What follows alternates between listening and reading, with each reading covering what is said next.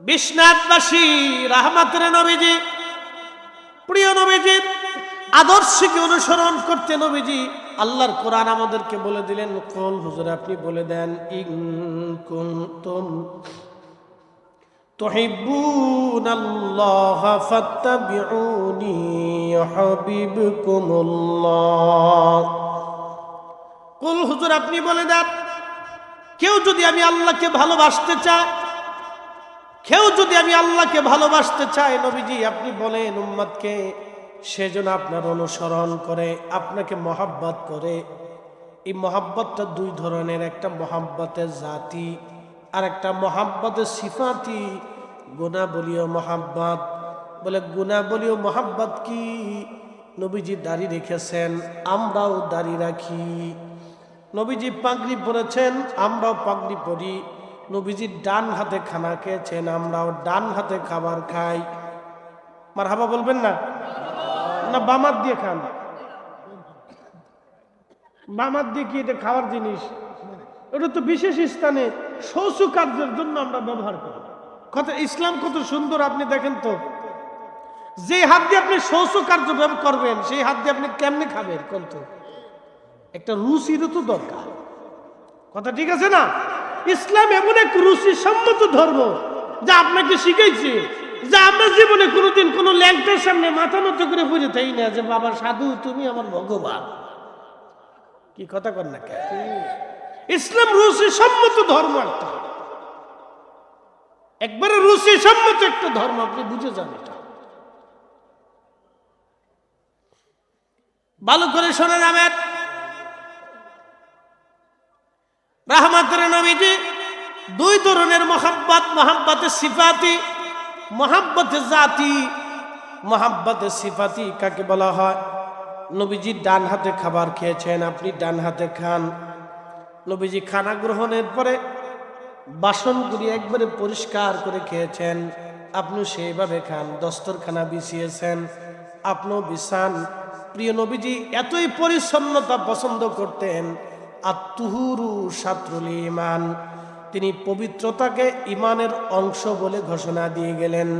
আত-তুহুরু শাত্রুল ঈমান। এই জন্য দেখবেন 40 দিন আগে বিশেষ পশমগুলি নবীজি কেটে কেটে পরিষ্কার করতে বলেছেন। প্রতিনিয়ত নিজেকে গোসল করে পরিচ্ছন্ন থাকতে বলেছেন। আঙ্গুলের নখগুলি কেটে কেটে পরিষ্কার রাখতে বলেছেন। ভারতের এক সাধু দেখলাম 40 বছর ধরে গোসল করে না, আর এক সাধু দেখলাম 40 বছর ধরে নখ কাটে না। চিন্তা করেন তো, কি পাগলের মতো কায়দা কায়দা। এইটার সাইকোলজিক্যাল প্রবলেম আছে, এটারে নিয়ে বুড়িগঙ্গার পানি ভিতরে চুবাইতে হবে। কি পিছিয়ে 40 বছর ধরে নখ কাটেন, এটা বাড়তে বাড়তে বাড়তে বাড়তে একবারে বকের মতো হচ্ছে। শুনে যাবেন আপনি হাজিরিন, এ মুসলমান ভালো করে শুনে যাবেন। প্রিয় নবীজি আঙ্গুলগুলি নখগুলি কিভাবে কাটবেন তাও শিক্ষা দিয়ে গেলেন। কতটুকু পরিচ্ছন্ন একটা ধর্ম নবী শিক্ষা দিয়ে গেলেন। আত-তুহুরু শাতুরুল ঈমান, নবীজি পবিত্রটাকে ইমানের অংশ বললেন। নামাজের আগে ওযুর ব্যবস্থা করলেন। আপনি বিশেষ মুহূর্ত শেষ হয়ে যাওয়ার পরে গোসলটাকে ফরজ করে দিলেন। আল্লাহ গোসল ফরজ করে দিলেন, অবশ্যই তোমাকে গোসল করে পরিচ্ছন্ন হতে হবে, পাক হতে হবে, নিজেকে ফ্রেশ রাখতে হবে। পায়খানা পেশাব করার পরে ঢিলাকুলু ব্যবহার করতে হবে, এবং খাওয়ার আগে খাওয়ার পরে হাতগুলি সুন্দর করে ধৌত করতে হবে। খাবারগুলি পরিচ্ছন্ন মতো খেতে হবে। হালালাং তাইয়্যিব, পরিচ্ছন্ন খাবারের কথা আল্লাহ বলে দিলেন। হালাল এবং বিশুদ্ধ খাবারের কথা আল্লাহ আমাদেরকে শিক্ষা দিয়ে দিলেন।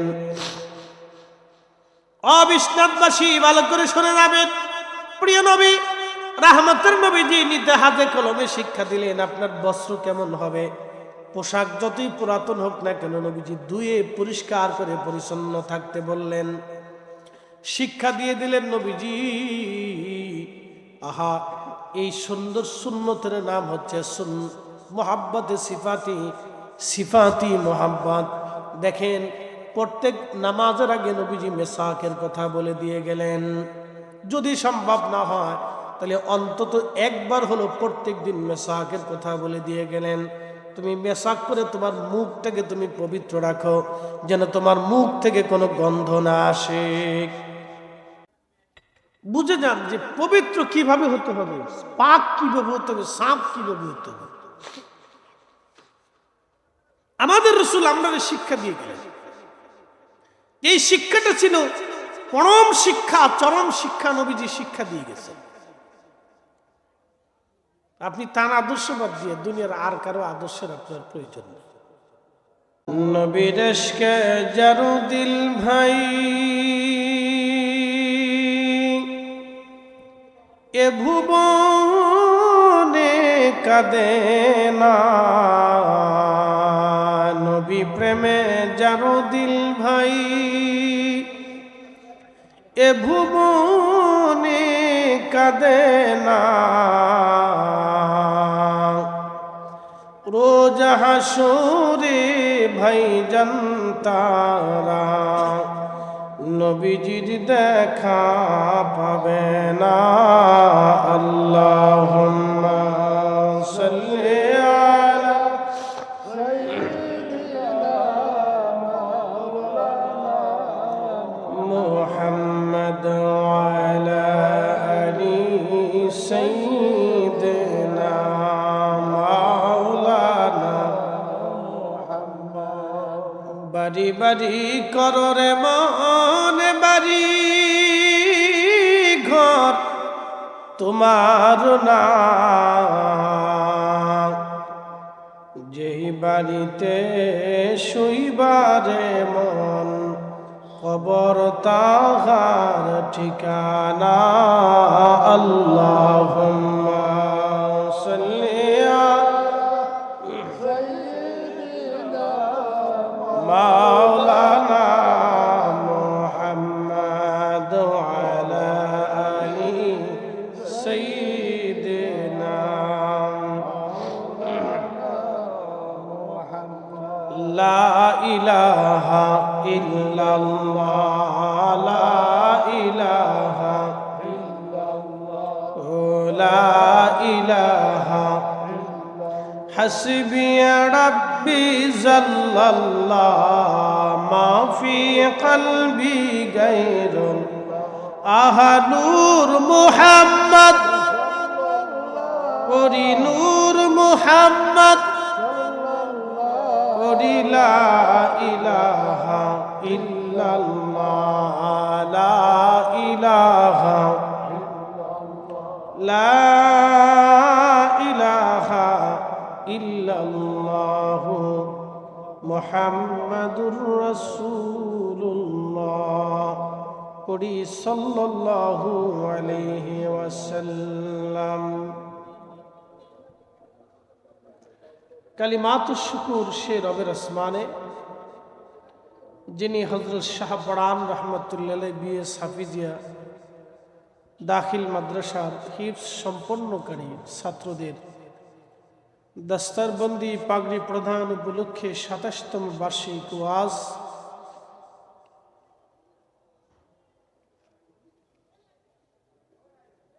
মাহফিলের সম্মানিত সভাপতি জনাব হাজী মোহাম্মদ শাহ আলম সাহেব, অত্র প্রতিষ্ঠানের সম্মানিত প্রতিষ্ঠাতা এবং সভাপতি, আজকের স্বনামধন্য সম্মানিত প্রধান অতিথি আল্লামা সাহেব কেবলা ফুলতুলি রহিমাহুল্লাহের সুযোগ্য औलाद হযরত আল্লামা মাওলানা হাফিজ ফখরুদ্দিন চৌধুরী সাহেব, ইয়াকুবিয়া হিফজুল কোরআন বোর্ডের সম্মানিত জেনারেল সেক্রেটারি, বিশেষ অতিথি বিশিষ্ট ইসলামিক চিন্তাবিদ হযরত আল্লামা মৌলানা মুফতি AKM মনোয়ার আলী সাহেব, বাংলাদেশ আঞ্জুমানে আল ইসলাহের সম্মানিত মহাসচিব, এবং হযরত মৌলানা মুফতি বেলাল আহমদ সাহেব সহ সকল সম্মানিত আলোচক। আজকের বিশেষ আলোচক বিশিষ্ট ইসলামিক চিন্তাবিদ হযরত মৌলানা আব্দুল আহাদ জিহাদি ফেন্সগঞ্জি সাহেব সহ সকল সম্মানিত আলোচক বৃন্দ, গণ্যমান্য ব্যক্তি, সম্মানিত মুরব্বী, কলিজার টুকরো যুবক, পর্দানিসীন আমার সম্মানিত মা বোনেরা, মাইকের আওয়াজ যতদূর পর্যন্ত যাচ্ছে আমি সকলকে মোবারকবাদ জানাই।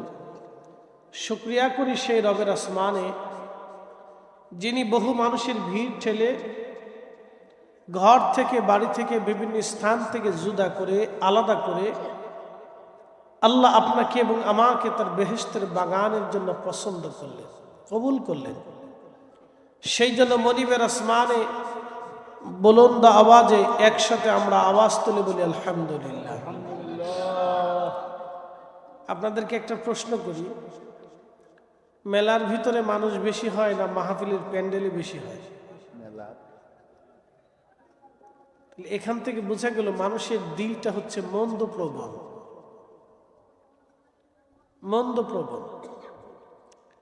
যদি মাহফিল বাদ দিয়ে গান দেওয়া হতো তাহলে প্রচুর মানুষের সমাগম হতো। তার অর্থ হচ্ছে মানুষের দিল মন্দপ্রবণ। মসজিদে মানুষ বেশি হয় না বাজারে মানুষ বেশি হয়? এর অর্থ হচ্ছে মানুষের দিল মন্দপ্রবণ। মানুষের দিল শুধু খারাপটাকে গ্রহণ করতে চায়, তার দিলটা শুধু সবসময় খারাপের দিকে তাকে নিয়ে যেতে চায়। এটাকে নাফসে আম্মারা বলে। এই নাফসে আম্মারা আপনাকে শুধু খারাপের দিকে নিয়ে চলে যাবে। আর একটা নাফস আছে নাফসে মুতমাইন্না, এটা আপনাকে আল্লাহর দিকে নিয়ে আসতে চায়। এই জন্য নাফসের জিহাদটাকে আল্লাহ রাসূল জিহাদে আকবর বলেছেন। এই আত্মার ভিতরে যুদ্ধ হয় প্রতিনিয়ত। একটা আপনাকে শয়তানের অনুসরণ করতে খুব উদ্বুদ্ধ করে। এই জন্য আল্লাহ বলছেন, ইয়া আইয়ুহাল্লাযীনা আমানুত্তাকুল্লাহ, ঈমানদার আমাকে ভয় করো, হাক্কা তুকাতিহি, ভয় করার মতো ভয় করো। অপর আয়াতে আল্লাহ আমাদের বললেন, ওয়ালা তাত্তাবিউ খুতুওয়াতিশ শাইতান, তোমরা শয়তানের ইত্তেবা করিও না। ইন্নাহু লাকুম আদুউম মুবিন, সে তোমাদের প্রকাশ্য দুশমন, ও তোমাকে ধ্বংস করে দেবে। কিন্তু মানুষ সবসময়, অধিক মানুষই দেখবেন শয়তানের পূজারী, শয়তানের পূজা করে। তার বাস্তবতা যদি আপনি দেখেন, বর্তমান পৃথিবীতে মানুষ আছে 800 কোটি, তার ভিতরে মুসলিম আছে মাত্র 200 কোটি। বাদ বাকি 600 কোটি মানুষ তারা শয়তানকে অনুসরণ করে এবং শয়তান যেইভাবে বলে তারা সেইভাবেই সেটাকে গ্রহণ করে নেয়। 200 কোটি মানুষের ভিতরেও, মুসলমানদের ভিতরেও অধিক মুসলমান হচ্ছে তারা মন্দপ্রবণ। তারাও শয়তানকে অনুসরণ করে থাকে এবং শয়তানের ধোঁকায় পড়ে যায়। বাংলাদেশ ব্যতীত পৃথিবীর অন্যান্য দেশে যদি চলে যান, তাহলে পৃথিবীর অধিক দেশে আমাদের এই ধরনের মতো কোনো সেমিনার, মাহফিল পৃথিবীর অন্যান্য দেশে হয় না। বাংলাদেশের মতো এত বেশি হয় না, এত বেশি বাংলাদেশের মতো হয় না। সারা বাংলাদেশ মিলে যত মাহফিল হয়, সারা পৃথিবী মিলেও তত মাহফিল হয় না। বুঝতে পারছেন? সারা বাংলাদেশে যত মাহফিল হয়, সারা পৃথিবীতেও এত মাহফিল হয় না। তো খুব মনোযোগ দিবেন। তো মানুষের দিল সবসময় মন্দপ্রবণ, এটা দিল সবসময় শুধু মন্দের দিকে ঝুঁকতে থাকে। শয়তান আল্লাহর সাথে চ্যালেঞ্জ করছিল, রব্বি আমারে মানুষের কাল পর্যন্ত পৌঁছানোর ক্ষমতা দাও। আল্লাহ বলেন দিলাম। তো এই জন্য শয়তান মানুষের রক্তের শিরার ভিতর দিয়ে ঢুকে কালবের এখানে বসে বসে আপনাকে ধোঁকা দিবে। প্রতিনিয়ত ধোঁকা দিয়ে দিয়ে আপনাকে গুনাহ করাবে। শয়তানকে আল্লাহ রাব্বুল আলামিন, শয়তান আল্লাহকে বলে, রব্বি তোমার বান্দাদেরকে আমি গুনাহ করাবো, শুধু কি এখানে ক্ষান্ত গুনাহ করে জাহান্নামী বানাবো। আল্লাহ তখন জবাব দিলেন, শয়তান তুই আমার বান্দাদেরকে গুনাহ করাবি, আর আমার বান্দারা আমার কাছে মাফ চাবে। মাফ চাইতে দেরি হবে, আমি আল্লাহ মাফ করতে দেরি করব না। একসাথে বলবেন আল্লাহু আকবার। না হয় না, জোরে বলেন আল্লাহু আকবার। তাহলে মাফ করে কে? একসাথে বলেন, মাফ কে করে? মাফ কে চাবে? বান্দা মাফ চাবে। আল্লাহ মাফ করবে, বান্দা মাফ চাবে। এই জন্য দোয়া নামক ইবাদত থেকে কেউ যদি উম্মাদকে মাহরুম করে, মুসলমানের হিসাব করে, আমি তার শয়তানের অনুসারী এবং শয়তানের দোসর হিসেবে ছিলাম।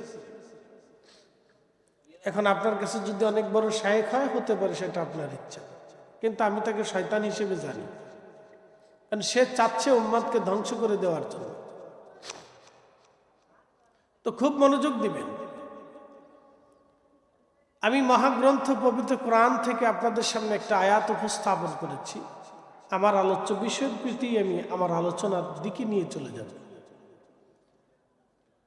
2,24,000 নবী আলাইহিমুস সালাম পৃথিবীতে আসছিল, একটাই মেসেজ, লা ইলাহা ইল্লাল্লাহ, আল্লাহ ব্যতীত আর কোনো ইলাহ নাই।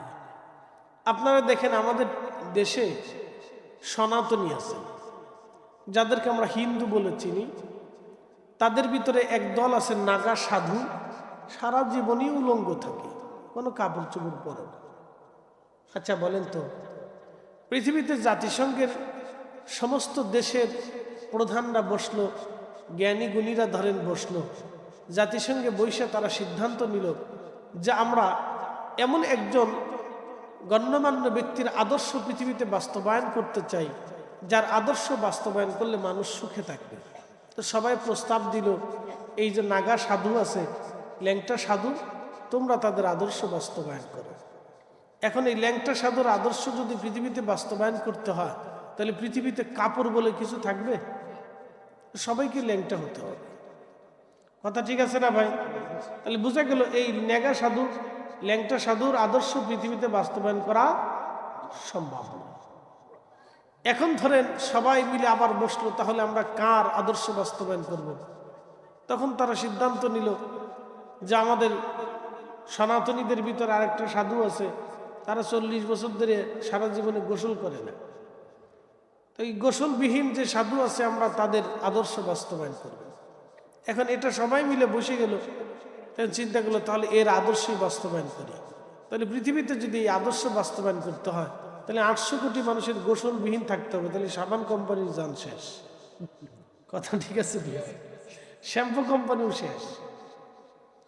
বুঝেন, এগুলি দিয়ে আপনি পৃথিবীর কারো আদর্শ বাস্তবায়ন করা সম্ভব না। খুব মনোযোগ দিবেন। পৃথিবীর যত জ্ঞানী গুণী সাধু সন্ন্যাসী যাই বলেন আসছে, অনেক কিছুই আসছে, তাদের আদর্শের ভিতরে ভুল ছিল, তাদের সিদ্ধান্তে ভুল ছিল, কাজে ভুল ছিল, কর্মে ভুল ছিল, করণীয়ের ভিতরে ভুল ছিল।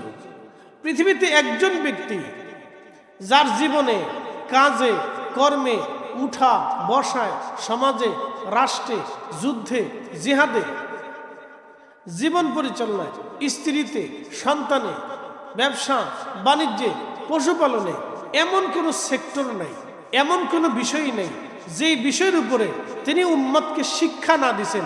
এমনকি বাথরুমে ঢুকা, বাথরুম থেকে বের হওয়া, গোসলখানায় ঢুকা, গোসলখানার থেকে বের হওয়া, ঘুমোতে যাওয়া, ঘুম থেকে উঠা।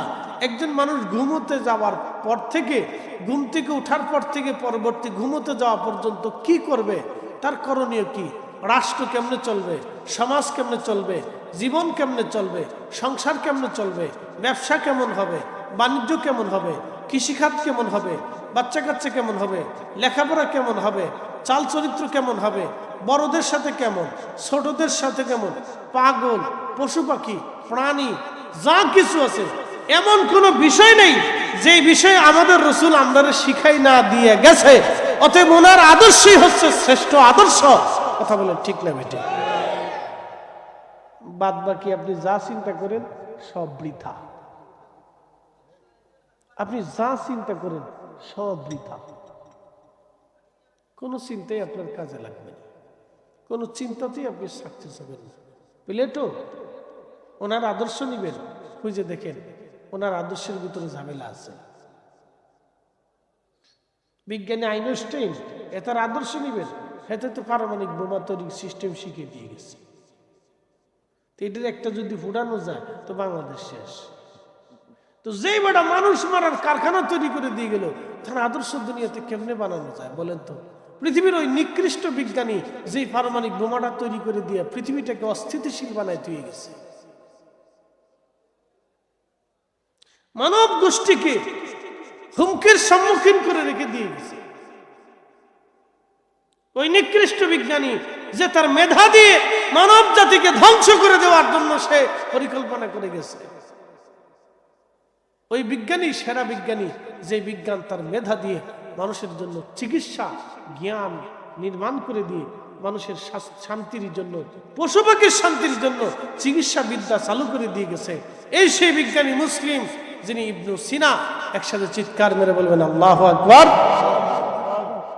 এই সেই মুসলিম বিজ্ঞানী ইবনু সিনা, চিকিৎসা বিজ্ঞানী, যিনি চিকিৎসা বিজ্ঞান তিনি দেখাই দিয়ে গেছেন, এর সূত্র আবিষ্কার করে দিয়ে গেছেন। কিন্তু আফসোস আমাদেরকে বানাইছে টেররিস্ট, আমরা বলি সন্ত্রাসী। এই যে ভারতের মুসলমানদেরকে নিরীহভাবে পিটিয়ে মারা হচ্ছে, মারতেছে না ভাই? প্রতিনিয়ত মারতেছে। প্রত্যেক বছরে প্রায় ৫,০০০-এর মতো নিরীহ ভারতের মুসলমানদেরকে হত্যা করা হয়। একটা পরিসংখ্যানে উঠে আসছে, নিরীহ মানুষ।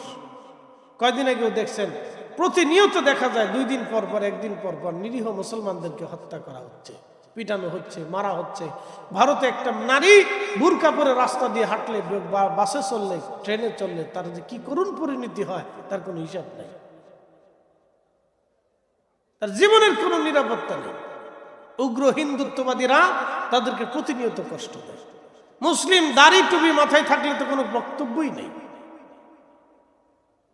আপনি বুঝতে পারতেছেন এটা কেমন নীরব নির্যাতন। আপনি ভাবেন যে একজন মুসলমানের অধিকার, সে মাথায় টুপি মাথায় দিয়ে ট্রেনের ভিতরে বসে থাকবে, আরেকজন এসে টুপি নিয়ে আপনার সাথে খেলা করে।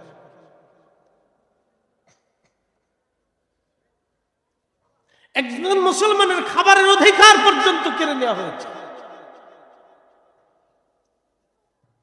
আপনি বুঝেন এগুলি কত কঠিন পর্যায়ে চলে গেছে। প্রিয় উপস্থিতি হাজিরিন, খুব মনোযোগের সাথে কথাগুলি শুনবেন। আল্লাহ রাসূল আমাদের জন্য একটা জীবন ব্যবস্থা নিয়ে এসেছিলেন। আল্লাহ তার জীবন ব্যবস্থা সম্পর্কে বলেন, লাকাদ কানা লাকুম ফি রাসূলিল্লাহি উসওয়াতুন হাসানা। তোমাদের নবীর জীবন আদর্শ হচ্ছে উত্তম জীবন আদর্শ। তোমাদের নবীর জীবন আদর্শ হচ্ছে উত্তম জীবন আদর্শ। এই জীবন আদর্শ তোমরা যদি নিতে পারো তাহলে তোমরা কামিয়াব হবে। আল্লাহ বলেন, মা আতাকুমুর রাসূল ফাখুযুহু ওয়া মা নাহাকুম আনহু ফান্তাহু।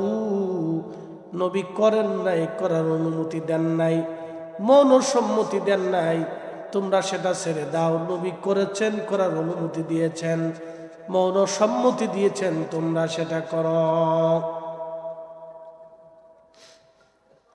এ মুসলমান, বাথরুম থেকে এসে কিভাবে হাত পরিষ্কার করতে হবে, বাথরুমের ভিতরে কি করতে হবে নবীজি শিক্ষা দিয়ে গেলেন। স্ত্রীর সাথে কেমন আচরণ হবে নবী শিক্ষা দিলেন। বিচার সালিশ কেমনে করবেন নবী শিক্ষা দিলেন। আপনার অর্থনৈতিক সুদ মুক্ত হবে নবী শিক্ষা দিয়ে গেলেন।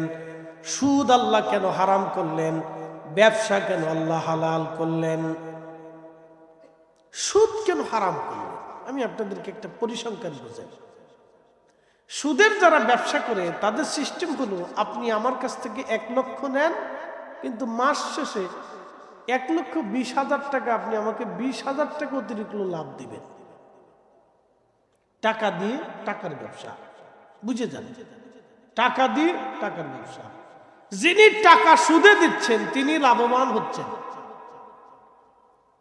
তিনি লাভবান হতে হতে হতে হতে আঙ্গুল ফুলে কলা গাছ হচ্ছেন।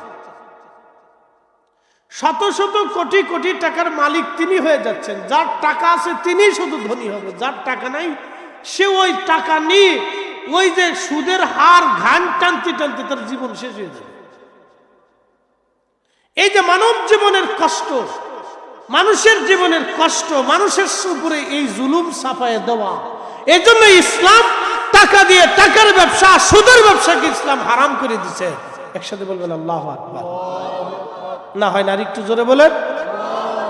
হ্যাঁ, টাকা দিয়ে টাকার ব্যবসা ইসলাম হারাম করে দিচ্ছে। আচ্ছা, আপনারা বলেন, বাংলাদেশ বিশ্ব ব্যাংকের কাছে ঋণী। বিশ্ব ব্যাংক আপনারা টাকা দেয়, সুদ ছাড়া দেয়। কি কথা কর না কেন? বুঝে যান আপনারা, পরিসংখ্যান বুঝেছি। বলে হুজুর এই ওয়াজ ধরছেন কি? এই ওয়াজ ধরছে আপনারা তো অনেকে জানেন না। বিশ্ব ব্যাংক আপনারা টাকা দেয়। ধরেন এখন বাংলাদেশ 5 লক্ষ, 4 লক্ষ বা 3 লক্ষ কোটি টাকা বাংলাদেশ বিশ্ব ব্যাংকের কাছে ধরেন ঋণী আছে। তাহলে এই 3 লক্ষ টাকা কোটি টাকা যদি ঋণ হয়, তাহলে পরে 1 মাস পরে ঋণ বাড়বে, কারণ সুদ আসতেছে। তাহলে এই টাকা পরিশোধ করতে হলে কে টাকা দিবে? আমরা জনগণকেই তো দিতে হবে। কথা ঠিক আছে নি? আমরা জনগণকে দিতে হবে। তো বিশ্ব ব্যাংক তো আমাকে সুদ মুক্ত ভাবে কোনোদিনও টাকা দেয় না যে তোমার সুদ মাফ করে দিলাম। তাহলে বিশ্ব ব্যাংক টাকা দিতেছে, তাহলে বিশ্ব ব্যাংকের টাকা কে দেয়? উন্নত বিশ্বের ধনী ব্যক্তিরা দেয়। ধনী রাষ্ট্ররা বিশ্ব ব্যাংকের টাকা দেয়। তোমার টাকা দিলাম 5,000 লক্ষ কোটি টাকা, তুমি টাকা দিয়ে ব্যবসা করো, গরিব দেশের দাও। তাহলে গরিব দেশ সবসময় গরিবই থাকলো, ওর ধনী হচ্ছে না, ওর ঋণ সবসময় টানতে হচ্ছে। আমাদের ঋণ এই 45 বছর ধরে আমরা টানতেছি। কি কথা কর না? 10 বছর আগে যে ভিক্ষা করছে সে এখনো ভিক্ষাই করে। 10 বছর আগে যে রিক্সা চালায় তো সে এখন রিক্সা নাইলে একটু অটো গাড়ি চালায়, ওইটাই চালায়, ঘুরে ফিরে ওদের নিজে একটা ইঞ্জিন লাগাই দিছে। এই তো কি কথা ঠিক আছে না? 10 বছর আগে যে কৃষক ছিল সেই কৃষকই আছে, সে এখনো মাঠেই খাটতেছে, কাঁচিলেদের কুচালিদের খুঁচাচ্ছে। তার ভাগ্যের পরিবর্তন হয় নাই। এটার নাম সুদ। এই জন্য অর্থনৈতিক ব্যবস্থাকে নবীজি সুদ মুক্ত করেছিলেন। এই উম্মত এখনো বুঝে নাই, এই উম্মত বুঝে না রাসূল কি জিনিস, এই উম্মত এখনো বুঝে না। এই সুদ মুক্ত করিয়া এই উম্মত একসময় সারা পৃথিবী শাসন করত। খোলাফায়ে রাশেদ ছিল, খোলাফায়ে রাশেদের পরে আবার উমাইয়া আসলো, উমাইয়ার পরে আব্বাসী আসলো, ফাতিমি আসলো, সেলজুক আসলো, উসমানী আসলো, পৃথিবীর বড় বড় সাম্রাজ্য মুসলিমদের আসলো, তারা দুনিয়া শাসন করত।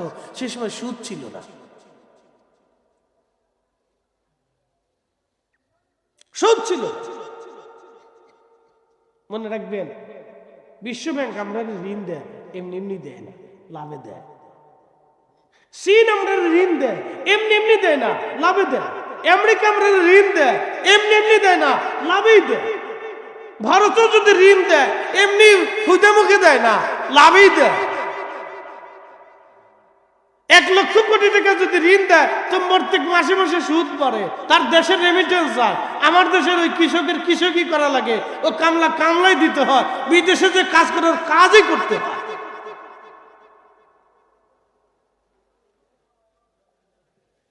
এই জন্য সুদ ভিত্তিক সমাজ ব্যবস্থায়, রাষ্ট্র ব্যবস্থায় গরিব গরিবই থাকে, ধনী ধনী হইতে থাকে। এই জন্য আল্লাহ বললেন এটা হারাম, নিষিদ্ধ করে দিলাম। কারণ কে খাবে, কে খাবে না, কে পারবে, কে পারবে না, গরিব গরিব থাকবে, তা হবে না। একসাথে বলবেন আল্লাহু আকবার। হয় না? আরেকটু জোরে, আরো জোরে। এটি ইসলাম আপনাদের সারা জীবন শিখিয়েছে। এই জন্য দেখবেন নাস্তিকরা আপনার উপরে খেপা, পৃথিবীর অন্য অন্য যারা আছে তারা আমরার উপরে খেপা, এই নবীর উপরে খেপা দেখবেন। কারণ এই নবী হক ও ইনসাফের কথা বলে দিয়ে গেছে। যখনই ইনসাফের বাক্য আসবে তখনই দেখবেন মুসলমান জীবনে কোনোদিন গোলামির জিনজির পছন্দ করে নাই। পৃথিবীর কোন জাতি মুসলমানরা গোলামির জিনজির নেই নাই। রোহিঙ্গারা গোলামির জিনজির নেয় নাই দেখে রোহিঙ্গাদেরকে বিতাড়িত করা হয়েছে। ফিলিস্তিনিরা গোলামির জিনজির নেয় না দেখে এখনো ফিলিস্তিনিদেরকে গুলি করে হত্যা করা হয়। এই কি কথা কর না কেন? মুসলমানরা কোনোদিনও কোন জনপদের মুসলমানরা গোলামির জিনজির নেই নাই। এই উপমহাদেশ থেকে ব্রিটিশদেরকে তাড়ানোর কারণে, ব্রিটিশদেরকে তাড়ানোর জন্য মুসলমানদের অবদান একবারে 100-এর ভিতরে 80% মুসলমানদের অবদান। কথা কর না কেন? মুসলমানদের জীবনেও কোনোদিন গোলামি নেই। এই জন্য মুসলমানদেরকে আমরা এখন সারা দুনিয়াতে মুসলমানদের বানাইছে ওরা কথা শোনা জাতি না, ওরা খুব উগ্র জাতি, আমরা উগ্র বানাইছি, বুঝছেন নি? আমরা উগ্র, যখন হকের কথা বলবেন তখন উগ্র, যখন ইনসাফের কথা বলবেন তখন আমরা হয়ে যাব উগ্র। প্রিয় মুসলমান হাজিরিন, এমন একটা মানব জাতিকে নবীজি অন্ধকার থেকে তুলে নিয়ে আসলেন, যেই মানব জাতির না ছিল সামাজিক গুণ, না ছিল রাষ্ট্রীয় গুণ, না ছিল ব্যক্তিগত গুণ, না পারিবারিক গুণ। আজকে যারা নারীর স্বাধীনতার কথা বলে, নারীর অধিকার কথা বলে, অর্ধ উলঙ্গ হয়ে রাস্তায় মিছিল বের করে, অর্ধ উলঙ্গ হয়ে রাস্তায় মিছিল বের করে বলে নারীর স্বাধীন, নারীর অধিকার, নারীর অধিকার। আচ্ছা বলেন তো, নারীর অধিকারের কথা বলে যারা চিল্লা ফাল্লা করে অর্ধ উলঙ্গ হয়ে রাস্তায় দৌড়ায়, ওদেরকে জিজ্ঞেস করেন তো, পুরুষ যেখানে পেশাব করবে নারী ওইখানে করতে পারবে কিনা? পারবে? এটা সম্ভব? পুরুষ তো রাস্তার কোনায় বয়ে পড়বে, নারী পারত নি? তসলিমা নাসরিন কইছিল, পুরুষটা যদি দাঁড়ায় পেশাব করে তবে এদিকের অপরাধ কি? কি পাগলের পাগল! তার মানে বোঝা গেল সাইকোলজিক্যাল প্রবলেম আছে মগজে। কথা বুঝাইতে পারছি নি? প্রত্যেক নাস্তিকদের মগজের ভিতরে সাইকোলজিক্যাল প্রবলেম আছে, মস্তিষ্কের সমস্যা আছে ওদের। ওরা প্রথমে মুসলমানদেরকে অ্যাটাক করে, বলে কারণ কি? মুসলমানরা ইনসাফের কথা বলে, হুজুররা ইনসাফের কথা বলে, আল্লাহ রসুল ইনসাফের কথা বলে দিয়ে গেছে। আরে 1450 বছর আগে নারীর স্বাধীনতা, নারীর অধিকার, নারীর মৌলিক অধিকার আল্লাহর নবী নিজে বাস্তবায়ন করে দেখাই দিয়ে গেছে। কথা কর না কেন? ঠিক না? নারীর অধিকার রসুলের আগে কেনাই দিছিল এই পৃথিবীতে? নারীদেরকে জীবন্ত কবর দিত। নারীর অধিকারের কথা বলে ওই সময়কার কাফেররা নারীদেরকে উলঙ্গ করে ছেড়ে দিল। নারীরা ভোগের পণ্য হয়ে গেল, যার খুশি যেটা খুশি এটা নিয়েই ব্যবহার করত। বুঝতে পারছেন? এই দৃশ্য দেখে মক্কার মানুষ নারীদের প্রতি একবারে এমন আক্রোশ এসে গেল যে সন্তান জন্ম হওয়ার সাথে, নারী সন্তান হওয়ার সাথে, কন্যা সন্তান জন্ম হওয়ার পরে দেরি করতো না, ধরে নিয়ে একবারে মাটি খুঁজে কবরের ভিতরে জিন্দা দাফন করে চলে আসতো। এত কঠিন পরিণতি নারীদের হয়েছিল। নারীদের প্রতি বিদ্বেষ মানুষের অন্তরে এমন ভাবে আসছিল, এমন ভাবে নারীদেরকে ভোগের পণ্য বানাইছিল। এই নাস্তিক এই পৃথিবীর বিশ্বে এখন নারীদেরকে ভোগের পণ্য বানানোর চিন্তা করতেছে, ওটাও চলতেছে। উন্নত বিশ্বের দিকে তাকায় দেখেন, কোনটার মা আছে কোনটার বাপ আছে তালাশ করে খুঁজে পাওয়া যায় না। কথা ঠিক আছে নি? এই যারা মেসি মেসি মেসি না মেসি না কি মেসি না মেসি কোনটা মেসি মেসি নেইমারের ভক্ত যারা আছে তারা হইল না, তা বিয়ে করার আগে 3 বাচ্চার মালিক হয়েছে। এবার বলো, খুব তো মেসির মতো চুল কাটো, নেইমারের মতো সিটিং কাটিং কুটিং মারতেছে, তাই না? ওটা বিয়ে করার আগে 4 বাচ্চার মালিক হয়েছে। এবার বুঝে লো, চুল টুল যেমনি কাটো বুঝে সুঝে কাইতো। বাঙালিদের ভিতরে একটু মাথার ভিতরে প্রবলেম আছে, হ্যাঁ অনেক প্রবলেম আছে। ফুটবল খেলা আসলে যে কত পতাকা বাংলাদেশে উড়ে রে বাপরে বাপ, কারেন্টের খাম্বা তো উড়াইতে যায়, যেটি কারেন্টের খাম্বায় পতাকা উড়াইতে যায় ওটার সাইকোলজিক্যাল প্রবলেম। ওটার ধরে নিয়ে বুড়িগঙ্গের পানিতে চুবাইতে হইবে, সমস্যা। এই হাজার হাজার কোটি কোটি টাকার পতাকা বাংলাদেশে উড়ানো হয়, কাপড় নষ্ট করা হয়, অথচ আমাদের দেশের কত গরিব মানুষ টাকার অভাবে চিকিৎসা পায় না, ওষুধ কিনতে পারে না। ওরা জীবনে ওষুধের টাকা গরিব মানুষের দেবে না, ও পতাকা উড়াবে। এই কি কথা কেন যারা বলে জীবনও দিবে না, তাহলে এগুলো সাইকোলজিক্যাল প্রবলেম। তো আপনার পতাকা উড়াইতে কুইছে কেনা? ফুটবল খেলা হবে সেই আমেরিকা, ব্রাজিলে, কাতারে, কুয়েতে, ওটাতে আপনার কি থাকে? ওই তো কি। আর আমরা বাংলাদেশের এই বেটারা ফুটবল খেলতে আরে ওই যে কয়েকদিন ক্রিকেট মিকেট খেলে শত শত কোটি টাকা এদের পিছনে নষ্ট করে। আমি কি এদের পিছনে টাকা নষ্ট করে লাভ কি? ও গরিব মানুষের জন্য চিকিৎসার জন্য একটা হসপিটাল বানাও। এই আসতে কলকে জোরে বলেন, ঢাকা শহরে বিরাট বড় একটা হসপিটাল বানাও, ওদের ভিতরে টাকা খরচ করে লাভ কি? শত শত কোটি টাকা খরচ করা হয়, নাম দিচ্ছে আবার ক্রীড়া মন্ত্রী, হেতা মন্ত্রী দেখি তো কি কথা বলেন। হেতা মন্ত্রী দেখি হবে আজ পর্যন্ত কি হয়েছে? একটা গোল্ডেন মোল্ডেড বুট স্যুট কিছু পাইছি আমরা, তা লাভ কি? ওটা বাদ দিয়ে সুন্দর করে দুটা প্রত্যেক বিভাগে বড় বড় একটা হসপিটাল করে দাও।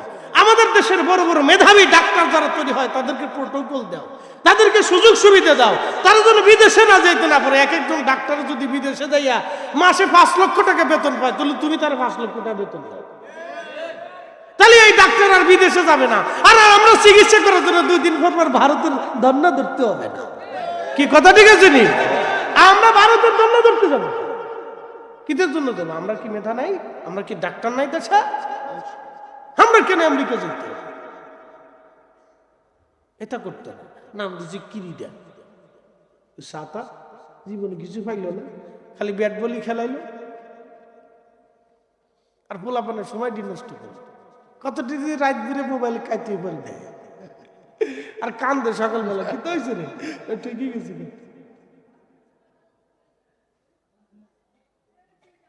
দল থাকার পরে যেটা কান্দে, এটা সাইকোলজিক্যাল প্রবলেম আছে, এটা ডাক্তার দেখাইতে হবে। আমার কথা মিলে মিলে লয়ে দল থাকার পরে যেটা কান্দে, এটা সাইকোলজিক্যাল প্রবলেম আছে, এটা ডাক্তার দেখা, ওর অসুবিধা আছে।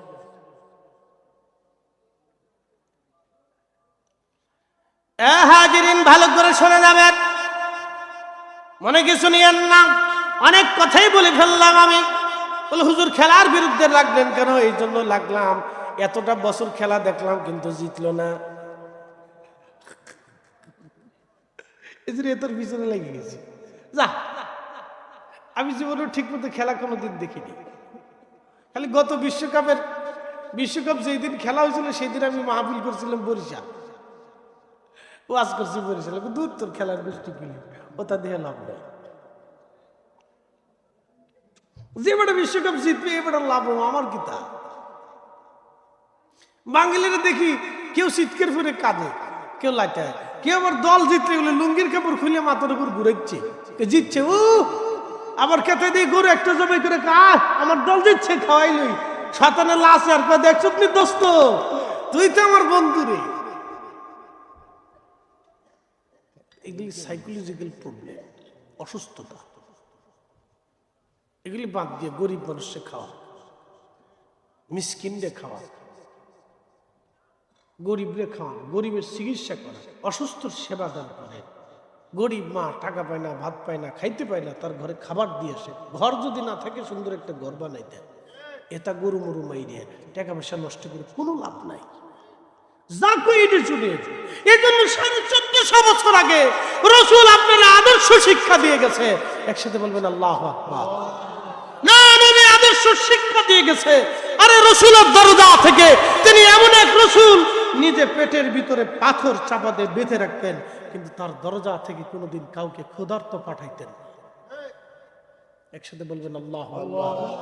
তিনি সেই রাসূল, আমাদেরকে তিনি মানবতা শিক্ষা দিয়ে গেছেন। তিনি পেটের ভিতরে পাথর চাপা দিয়ে কাপড় দিয়ে বেঁধে রাখতেন, ক্ষুধার্ত থাকতেন, কিন্তু তার দরজা থেকে কোনো বান্দাকে, কোনো মানুষকে তিনি ক্ষুধার্ত ফেরত আসতে দিতেন না। একসাথে বলবেন আল্লাহু আকবার। না হয় না আরেকটু জোরে বলেন, জোরে জোরে। তিনি সেই রাসূল, এই জন্য নাস্তিকরা উনাকে প্রথমে আক্রমণ করে। মনে রেখেন, নাস্তিকরা কিন্তু হিন্দুকে আক্রমণ করে না, বৌদ্ধরও করে না, খ্রিস্টানরে করে না। বাংলাদেশের নাস্তিক যে কটা দেখবেন সব কটা প্রথম আগে আমাদের রাসূল আক্রমণ করে। দেখবেন, হিসাব করে দেখবেন।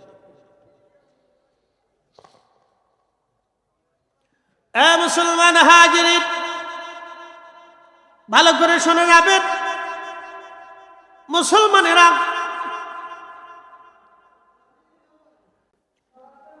বিশ্বনাথবাসী রাহমাতের নবীজি, প্রিয় নবীজির আদর্শকে অনুসরণ করতে নবীজি আল্লাহর কোরআন আমাদেরকে বলে দিলেন। কুল, হুজুর আপনি বলে দেন, ইন কুনতুম তুহিব্বুনাল্লাহ ফাত্তাবিউনি ইউহিব্বুকুমুল্লাহ। কুল, হুজুর আপনি বলে দেন, কেউ যদি আমি আল্লাহকে ভালোবাসতে চায়, কেউ যদি আমি আল্লাহকে ভালোবাসতে চাই, নবীজি আপনি বলেন উম্মতকে সেজন্য আপনার অনুসরণ করে, আপনাকে মহাব্বত করে। এই মহাব্বতটা 2 ধরনের, একটা মহাব্বতের জাতি আর একটা মহাব্বতের সিফাতি, গুণাবলীয় মহাব্বত। বলে গুণাবলীয় মহাব্বত কি? নবীজি দাড়ি রেখেছেন, আমরাও দাড়ি রাখি। নবীজি পাগড়ি পরেছেন, আমরাও পাগড়ি পরি। নবীজি ডান হাতে খানা খেয়েছেন, আমরাও ডান হাতে খাবার খাই। মারহাবা বলবেন না? না বাম হাত দিয়ে খান? বাম হাত দিয়ে কি এটা খাওয়ার জিনিস? এটা তো বিশেষ স্থানে শৌচ কার্যের জন্য আমরা ব্যবহার করি। কথা ইসলাম কত সুন্দর আপনি দেখেন তো। যে হাত দিয়ে আপনি শৌচ কার্য ব্যবহার করবেন সেই হাত দিয়ে আপনি কেমনে খাবেন? কিন্তু একটা রুচিরও তো দরকার। কথা ঠিক আছে না? ইসলাম এমন এক রুচি সম্মত ধর্ম যা আপনাকে শিখাইছে যে আমরা জীবনে কোনোদিন কোনো ল্যাংটার সামনে মাথা নত করে পড়ে থাকি না যে বাবা সাধু তুমি আমার ভগবান। কি কথা কর না? ইসলাম রুচি সম্মত ধর্ম, একটা একবারে রুচি সম্মত একটা ধর্ম। আপনি বুঝে যান এটা, ভালো করে শোনা যাবেন। রাহমাতের নবীজি দুই ধরনের মহাব্বত, মহাব্বতে সিফাতি, মহাব্বতে জাতি। মহাব্বতে সিফাতি কাকে বলা হয়? নবীজি ডান হাতে খাবার খেয়েছেন, আপনি ডান হাতে খান। নবীজি খানা গ্রহণের পরে বাসনগুলি একবারে পরিষ্কার করে খেয়েছেন, আপনি সেইভাবে খান। দস্তরখানা বিছিয়েছেন, আপনিও বিছান। প্রিয় নবীজি এতই পরিচ্ছন্নতা পছন্দ করতেন। আত-তুহুরু শাত্রুল ঈমান, তিনি পবিত্রতাকে ইমানের অংশ বলে ঘোষণা দিয়ে গেলেন। আত-তুহুরু শাত্রুল ঈমান। এই জন্য দেখবেন 40 দিন আগে বিশেষ পশমগুলি নবীজি কেটে কেটে পরিষ্কার করতে বলেছেন। প্রতিনিয়ত নিজেকে গোসল করে পরিচ্ছন্ন থাকতে বলেছেন। আঙ্গুলের নখগুলি কেটে কেটে পরিষ্কার রাখতে বলেছেন। ভারতের এক সাধু দেখলাম 40 বছর ধরে গোসল করে না, আর এক সাধু দেখলাম 40 বছর ধরে নখ কাটে না।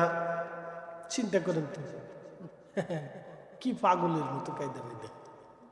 এইটার সাইকোলজিক্যাল প্রবলেম আছে। এটারে নিয়ে বুড়িগঙ্গার পানি ভিতরে চুবাইতে হবে। কি পিছিয়ে 40 বছর ধরে নখ কাটেন, এটা বাড়তে বাড়তে বাড়তে বাড়তে একবারে বকের মতো হয়েছে। শুনে যাবেন আপনি হাজিরিন, এ মুসলমান, ভালো করে শুনে যাবেন। প্রিয় নবীজি আঙ্গুলগুলি নখগুলি কিভাবে কাটবেন তাও শিক্ষা দিয়ে গেলেন। কতটুকু পরিচ্ছন্ন একটা ধর্ম নবী শিক্ষা দিয়ে গেলেন। আত-তুহুরু শাতরুল ঈমান, নবীজি পবিত্রটাকে ইমানের অংশ বললেন। নামাজের আগে ওযুর ব্যবস্থা করলেন। আপনি বিশেষ মুহূর্ত শেষ হয়ে যাওয়ার পরে গোসলটাকে ফরজ করে দিলেন। আল্লাহ গোসল ফরজ করে দিলেন। অবশ্যই তোমাকে গোসল করে পরিচ্ছন্ন হতে হবে, পাক হতে হবে, নিজেকে ফ্রেশ রাখতে হবে। পায়খানা পেশাব করার পরে ঢিলাকুলু ব্যবহার করতে হবে, এবং খাওয়ার আগে খাওয়ার পরে হাতগুলি সুন্দর করে ধৌত করতে হবে। খাবারগুলি পরিচ্ছন্ন মতো খেতে হবে। হালালান তাইয়্যিব, পরিচ্ছন্ন খাবারের কথা আল্লাহ বলে দিলেন। হালাল এবং বিশুদ্ধ খাবারের কথা আল্লাহ আমাদেরকে শিক্ষা দিয়ে দিলেন। অবিশ্বাসবাসী ভালো করে শুনে যাবেন। প্রিয় নবী রাহমাতের নবীজি নিতে হাতে কলমে শিক্ষা দিলেন। আপনার বস্ত্র কেমন হবে, পোশাক যতই পুরাতন হোক না কেন, নবীজি ধুয়ে পরিষ্কার করে পরিচ্ছন্ন থাকতে বললেন, শিক্ষা দিয়ে দিলেন নবীজি। আহা, এই সুন্দর সুন্নতের নাম হচ্ছে মোহাব্বতে সিফাতি, সিফাতি মোহাব্বত। দেখেন প্রত্যেক নামাজের আগে নবীজি মেসাকের কথা বলে দিয়ে গেলেন। যদি সম্ভব না হয় তাহলে অন্তত একবার হলো প্রত্যেক দিন মেসাকের কথা বলে দিয়ে গেলেন। তুমি মেসাক করে তোমার মুখটাকে তুমি পবিত্র রাখো, যেন তোমার মুখ থেকে কোনো গন্ধ না আসে।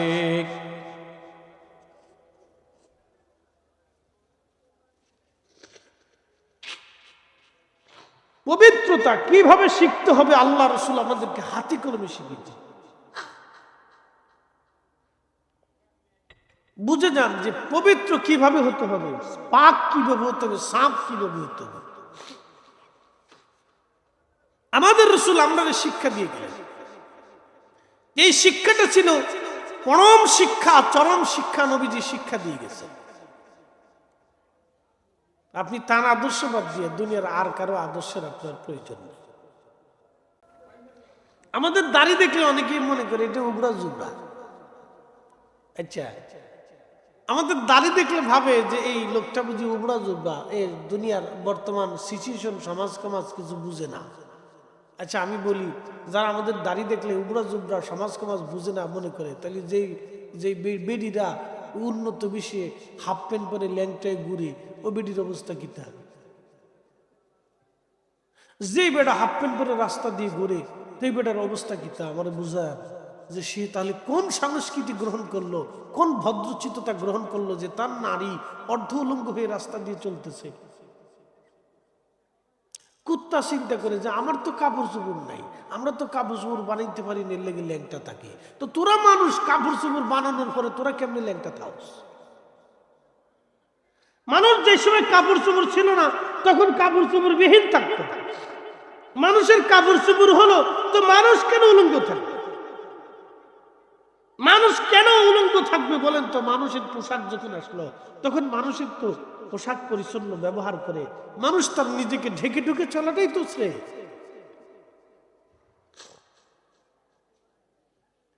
প্রিয় উপস্থিতি হাজিরিন, 1450 বছর আগে যখন নারীদেরকে এই সমাজ উলঙ্গ বানিয়ে ছাড়ল, ভোগের পণ্য বানিয়ে ফেললো, নারীদেরকে খেলার পুতুল বানিয়ে ফেললো, যে যেইভাবে চায় সেইভাবে নারীদের সাথে আনন্দ মেলামেশা শুরু করলো, তখন আল্লাহ পর্দার ব্যবস্থা করে দিলেন, তোমাদের নারীদেরকে তোমরা পর্দা করাও,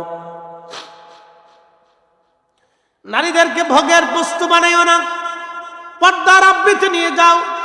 নারীদের বিবাহে করার আগে দেনমোহরের ব্যবস্থা করা হলো। তুমি একজন নারীকে ঘরে যদি আনতে চাও তাহলে অর্থ তাকে দিতে হবে আগে। দেখেন, নারীর অধিকার বাস্তবায়নের জন্য আল্লাহ বিধান দিয়ে দিলেন, স্বামী তাকে দেনমোহর দিতে হবে। শুধু দেনমোহরও না, তার বাবার সম্পত্তি থেকে নারী ভাগ পাবে, স্বামীর কাছ থেকেও সে ভাগ পেয়ে যাবে। স্বামীর সম্পত্তিতে ভাগ পাবে, স্বামীর কাছ থেকে সে দেনমোহর পেয়ে যাবে। এসেতে নারীর সুন্দর অধিকার আর কে দুনিয়াতে বাস্তবায়ন করছে বলে? এই রসুলের আগে নারীর দেনমোহর, বিবাহের সময় যে দেনমোহর দিতে হয় কোনো বিধানে ছিল না। এই রসুল শিক্ষা দিয়ে গেছে। সেই জন্য রসুলের প্রত্যেকটা সুন্নতকে মানার নাম হচ্ছে মোহাব্বতে সিফাতি। এই মোহাব্বতে সিফাতি যদি আমার আপনার ভিতরে আসে তখন আল্লাহ বলতেছেন ফাত্তাবিউনি। আপনার এই মোহাব্বতে সিফাতি যদি কারো মধ্যে আসে তো ইউহিব্বুকুমুল্লাহ, আমি আল্লাহ তাকে ভালোবাসবো। একসাথে বলবেন আল্লাহু আকবার। আল্লাহ তাকে ভালোবাসবে, আল্লাহ তাকে ভালোবাসবে, আল্লাহ তাকে ভালোবাসবে। শুধু ভালোবাসার কথা এখানে শেষ না, শুধু ভালোবাসার কথা এখানে শেষ না। রব্বুল আলামিন বলে দিলেন ইন্নাল্লাহা ইয়াগফিরুজ যুনুবা দুঃখিত কুল ইন কুনতুম তুহিব্বুনাল্লাহা ফাত্তাবিউনি ইউহিব্বুকুমুল্লাহ ওয়া ইয়াগফির লাকুম যুনুবাকুম আল্লাহু গফুরুর রহিম। আমি আল্লাহ তার জীবনের সমস্ত গুনাহগুলি আমি আল্লাহ মাফ করে দিব। একবার জোরে বলা যাবে কি আল্লাহু আকবার। আর একটা মহাব্বত নবীজির জন্য আছে, সেই মহাব্বতের নাম মহাব্বতে জাতি, সত্তাগত মহাব্বত। এই মহাব্বত মানুষের কলিজার ভিতর থেকে আসে, কলিজার ভিতর থেকে আসবে। এই মহাব্বতের কথা বলতে যে নবী বলেন লা ইউমিন, তুমি ইমানদার হবে না, ইমানদার তুমি হবে না হাত্তা আকুনা আহাব্বা ইলাইহি মিন ওয়ালিদিহি ওয়া ওয়ালাদিহি ওয়ান নাসি আজমাইন। তুমি ইমানদার হবে না, ইমানের স্বাদ তোমার অন্তরের ভিতরে আসবে না যত সময় পর্যন্ত তোমার কলিজার ভিতর থেকে, তোমার সন্তান সন্ততির থেকে, তোমার বাবা মা থেকে আমাকে ভালো না বাসবা, তত সময় পর্যন্ত তুমি ইমানদার হবে না। এমনকি তোমার নিজের জীবনের থেকে, বেশি আমাকে ভালো না বাসবা তত সময় ইমানের স্বাদ পাবা না। ইমানের একটা স্বাদ আছে, ইমানের লজ্জত আছে। এই ইমানের লজ্জত যদি তোমাকে পেতে হয় তাহলে অবশ্যই হুব্বে রসুল দিয়া কলিজা জিন্দা করে রাখতে হবে। নবীজির একজন সাহাবী ছিলেন, সাহাবীর নাম হযরত জুলাইবিব রাদিয়াল্লাহু তাআলা আনহু। খুব মনোযোগ দিয়ে শুনে যান। হযরত জুলাইবিব রাদিয়াল্লাহু আনহু বেঠে সাহাবী ছিলেন। বেঠে মানে বামন। কিছু মানুষ আছে না বামন, ছোট ছোট দেখবেন বামন মানুষ আছে। মদিনার ভিতরে আহলে সুফার একজন সাহাবী ছিলেন, তার নাম জুলাইবিব। তিনি বামন ছিলেন। ছোট্টকালে তিনি হারিয়ে গেছেন। তার মাকে, বাবাকে, পরিচয় কি, বংশ কি কেউ জানতো না। ছোট্টকালে হারিয়ে গেলেন। বামন দেখে বাবা মা কোনোদিন খুঁজে নাই, পরিবারও কোনোদিন তারে পায় নাই। ঘুরতে ঘুরতে ঘুরতে ঘুরতে এই ছোট্ট বাচ্চাটা একদিন নবীর দরজায় এসে পৌঁছায় গেল। সবাই যখন তাড়িয়ে দিল কিন্তু রসুলের দরজা থেকে তাড়ানো হলো না। আল্লাহর নবী তাকে আশ্রয় দিলেন। তিনি আশ্রয় পেলেন আহলে সুফা সাহাবীদের ভিতরে। যদি কোনোদিন মদিনাতুল মুনাওয়ারাতে যান তো যাওয়ার পরে রসুলের কারীমের রওজা মুবারক, এই রওজা মুবারকি নবীজির হুজরা মুবারক ছিল বাড়ি। এই হুজরা মুবারকে নবী বিবিদেরকে নিয়ে, আমাদের মাদেরকে নিয়ে থাকতেন। এই হুজরা মুবারকের বাম পাশে একটা জানালা আছে, কিয়ামত পর্যন্ত এই জানালা খোলা থাকবে। আর একটা দরজা আছে, দরজার নাম বাবে জিব্রাইল। এই দরজা দিয়ে জিব্রাইল আলাইহিস সালাম আসতেন। আর একটা দরজা বাবুন নেসা, এই নেশা বাবুন নেশা দিয়ে এখান দিয়ে নারীরা ঢুকে মহিলারা আম্মাজানদের কাছ থেকে মাসলা মাসাইল জানতেন। পর্দার আড়াল থেকে নবীকে মাসলা জিজ্ঞেস করতেন, হাদিস জিজ্ঞেস করতেন, নবীজি বলে দিতেন। এই দরজার নাম হচ্ছে বাবুন নেশা। যদি কোনোদিন মদিনাতে যান, আপনারা ঠিকানা বলে দিচ্ছি, এভাবে কেউ বলবে না। এই বাবুন নেশা দিয়ে এখন বর্তমান টাইমে আপনাকে রিয়াজুল জান্নাতে নিয়ে যাবে। ওয়ান টাইম, একবারই চান্স হবে নামাজ পড়ার, আর সুযোগ দেবে না। আগে তো পারাপারি গুতাগুতি মারামারি হতো, ধাক্কা ধাক্কি হইতো। কে কার আগে রিয়াজুল জান্নায় বসে থাকবে? অনেকে বসে তো আর সারা রাত্রি উঠতো না। কেউ নামাজ পড়তে পারতো, কেউ পড়তে পারতো না। এখন ওই সিস্টেম নেই, এখন অনলাইন সিস্টেম করে দিয়েছে। একজনের পাসপোর্টে ভিসাতে একবারই চান্স, সে একবারই যেতে পারবে, এরপরে আর তার আর সুযোগ নেই। দুইবার অনেকে পাইলে পাইতে পারে, এটা তার ভাগ্য, কিন্তু একবারই চান্স। এখন সিস্টেম এই করোনার পর থেকে এই সিস্টেম চালু করছে। সিস্টেমটা ভালো, খারাপ না। কারণ কেউ ভাবে না, এটা হয় না। সবাই সমান অধিকার। আর রিয়াজুল জান্নাতে সবাই একবার যাইতে পারে, কিন্তু তাও বেশি টাইম দেয় না। শুধু 2 রাকাত নামাজ পড়ে একটু দোয়া করার মতো সুযোগ হয়। তারপরে পুলিশটা ধরে নিয়ে আসে, তাড়াতাড়ি সরো, আর গ্রুপ আসতেছে, সরে যাও। কি কিতা করার আছে? লক্ষ লক্ষ মানুষ যা, তারাও বা কি করবো, কিছু করার থাকে না। তো খুব মনোযোগ দিবেন। ওই রিয়াজুল জান্নাত ঢোকার সময় ডান পাশে একটা টিলা ছিল, টিলা এই স্টেজের মতো। এই জায়গায় আহলুস সুফা সাহাবীরা থাকতো।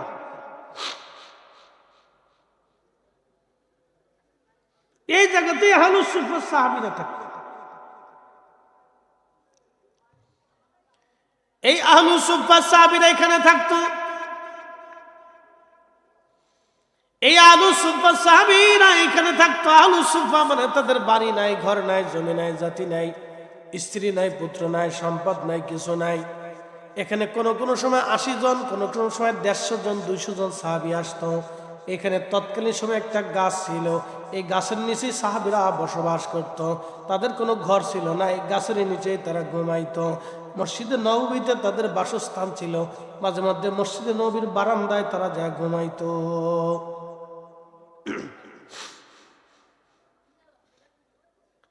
অনেক সময় তবলিগের ভাইরা আহলুস সুফার সাহাবীরা মসজিদে থাকতো, মসজিদে নববীতে। এটা মিছে কথা, এই কথার কোনো ভিত্তি নেই।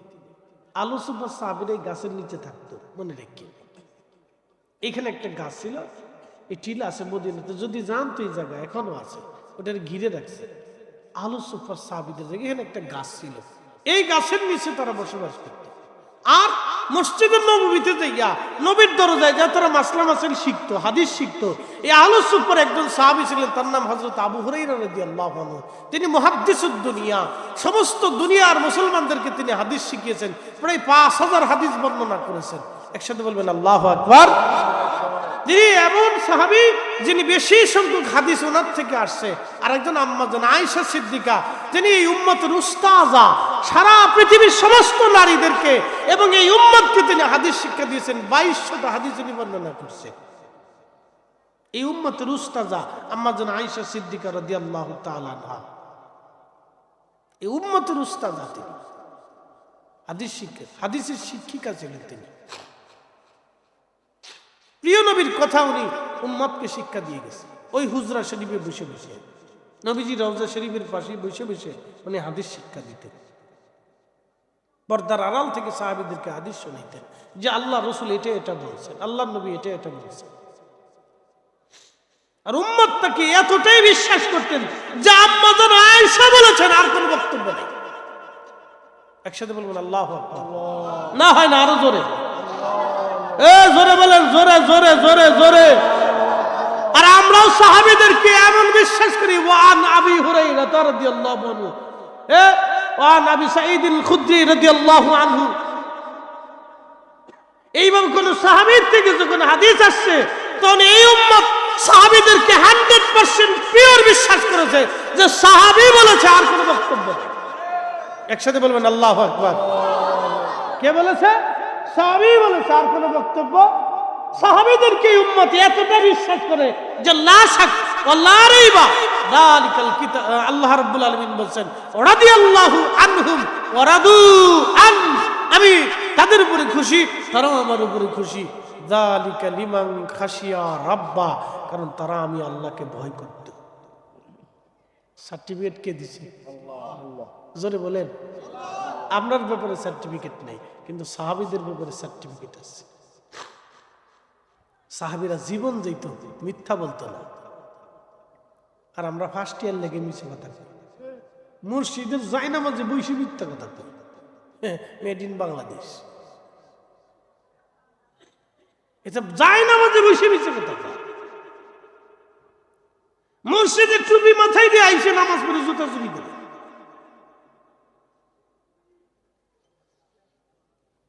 প্রিয় উপস্থিতি হাজিরিন, এই জন্য ধীরে ধীরে ঈমান মানুষের দুর্বল হতে থাকবে।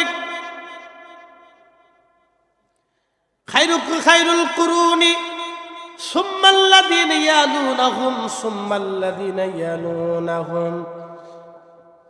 নবী বলেন, আমার জামানা, আমার সাহাবীদের জামানা উত্তম জামানা, তারপরে তাবিঈনদের জামানা উত্তম জামানা, এরপরে আসবে শুধু ফিতনা ফিতনা ফিতনা ফিতনা ফিতনা।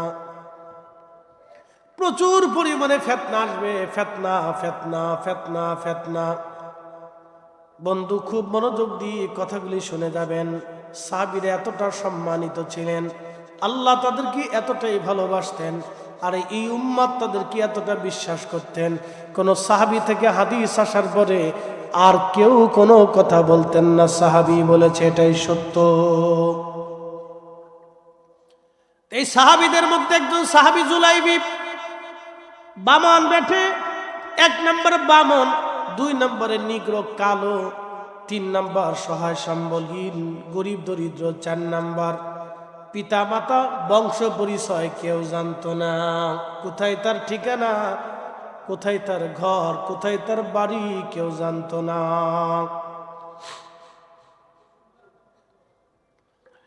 হযরত জুলাইবি আহলুস সুফফার সাহাবী ছিলেন। ধীরে ধীরে ধীরে ধীরে ধীরে ধীরে যৌবনে পদার্পণ করলেন। সে ছোট্ট মানুষ ছিল বিদায় মদিনার ঘরে ঘরে যাইতো, বিভিন্ন জায়গা ঘুরতো।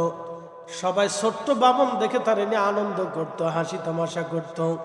দেখবেন বামন ব্যক্তিদেরকে নিয়ে সবাই হাসি তামাশা আনন্দ করে, আর তারাও মানুষদেরকে আনন্দ দেয়, হাসি তামাশা করায়, খুশি করায়, মানুষের বাচ্চা কাচ্চাদেরকে আনন্দ দেয়।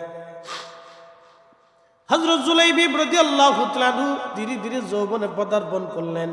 একদিন নবীজি ডাক দিলেন, জুলাইবি পড়ে, লাব্বাইক ইয়া রাসূলুল্লাহ, তুমি তো বড় হয়েছো, তোমার তো একটা সংসার দরকার, তোমাকে বিয়ে দেওয়ার দরকার।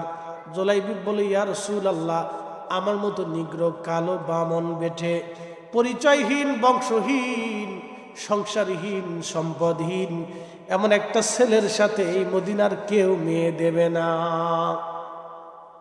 কথা তো যুক্ত। একটা ছেলের কোনো পরিচয় নেই, কোনো বায়োডাটা নেই, আপনি কি তার সাথে মেয়ে বিয়ে দিবেন? জীবনও না। কেউ আত্মীয়তা করতে চায় না যে এই ছেলেটা চলে গেলে কোথায় তো পাওয়া যাবে, তো কোনো বায়োডাটা নেই।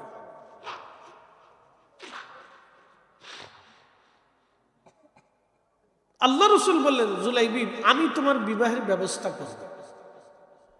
জুলাইবিব বললেন, ইয়া রাসূলুল্লাহ, সেটা আপনার সদিচ্ছা, কিন্তু আমার মন বলে না মদিনার কেউ আমার সাথে মেয়ে বিয়ে দিবে।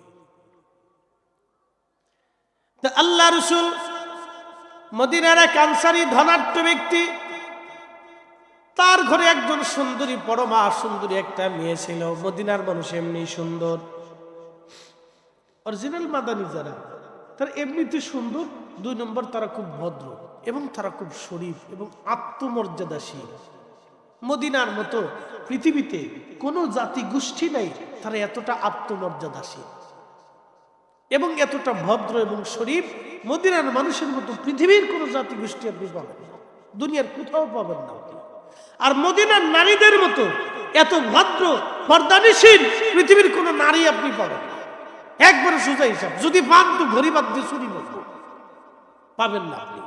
অরিজিনাল মাদানী যারা,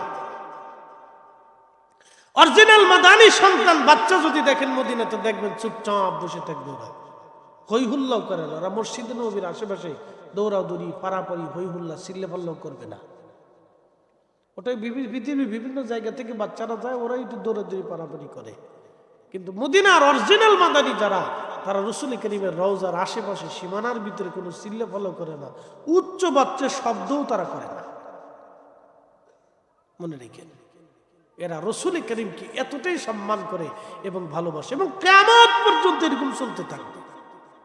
এই জন্য আল্লাহ রাসূল বলছেন, আমার মদিনার মানুষকে যদি কেউ কষ্ট দেয়, আমার মদিনার বাসীদেরকে কেউ যদি ভয় দেখায়, আমার মদিনার মানুষদেরকে কেউ যদি হত্যা করে, আমার মদিনার মানুষদেরকে কেউ যদি ক্ষুধার্ত রাখে, আমার মদিনাকে কেউ যদি মন্দ বলে, তাহলে তোমরা শোনো, কিয়ামতের ময়দানে আল্লাহর পক্ষ থেকে তার উপর লানত আসবে এবং তার জীবনের সমস্ত আমলগুলি বরবাদ হবে বলে দিয়ে গেছে। এই জন্য ইয়াজিদ, এই হাদিসের উপরে ইয়াজিদ নিকৃষ্ট সৃষ্টির জীব।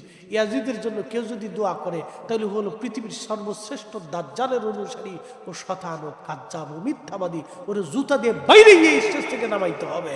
কথা বলেন ঠিক না বেঠে? মনে রেখে নিন মাসলা। কোন শায়েখ এসে যদি মাহফিলে ইয়াজিদের প্রশংসা করে তাহলে আর কোনো কথা বলবে না, ওর জুতা দিয়ে বাইরে স্টেজ থেকে তাড়াবে। কাদিয়ানি যেরকম জুতা দিয়ে বাইরেইতে হবে, তো ওরও এরকম জুতা দিয়ে বাইরে স্টেজ থেকে নামাইতে হবে। কোনো শব্দ নাই, কোনো প্রতিবাদ নেই, কোনো কথা নেই, ওর জুতা দিয়ে আগে বাইরেইতে হবে, তারপর স্টেজ থেকে নামাইতে হবে। কথাই একটা, কথার আগে জুতা চালান করবে আগে, কথা হবে পরে জুতা হবে আগে। মনে রেখেন।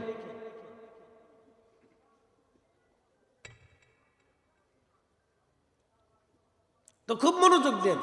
জুলাইবিব রাদিয়াল্লাহু আনহু মদিনার এক আনসারী সাহাবীর ঘরে একটা যুবতী পরমা সুন্দরী মেয়ে ছিল। আল্লাহ রাসূল সাহাবীরে ডাক দিলেন, ডেকে বললেন, আনসারী, তুমি কি তোমার মেয়েটাকে বিবাহ দেবা? আনসারী মনে করছে আল্লাহ রাসূল মনে আত্মীয়তা করবে। আনসারী বলতেছে, ইয়া রাসূলুল্লাহ, আপনি যদি আমার মেয়েকে শাদী করেন, এর থেকে তো পরম সৌভাগ্য আমার জীবনে কিছু নাই যে আমি রাসূলের সাথে আমার আত্মীয়তা হবে। আল্লাহ রাসূল বললেন, সাহাবী, আমি শাদী করব। তাহলে কার জন্য ইয়া রাসূলুল্লাহ? বলে, আমার বেঠে সাহাবী জুলাইবিবের জন্য তোমার মেয়ের প্রস্তাব দিছি। এটা কি হয়? সাহাবী চিন্তায় পড়ে গেছে। দেখেন, ওই যে আল্লাহ রাসূল বলেছেন, লা ইউমিন, ঈমানের স্বাদ পাবাই না হাত্তা আকুনা আহাব্বা ইলাইহি মিন ওয়ালিদিহি ওয়া ওয়ালাদিহি। সন্তান সন্ততি পিতা মাতা সব কিছুর থেকে আমাকে বেশি প্রাধান্য দিতে হবে। একসাথে বলবেন আল্লাহু আকবার। হিসাব করে দেখেন কয়জন আছি আমরা শ্রোতা বক্তা। শ্রোতা বক্তা কয়জন আছে হিসাব করে। বউয়ের ডরে দাঁড়িয়ে রাখে না ম্যাডাম।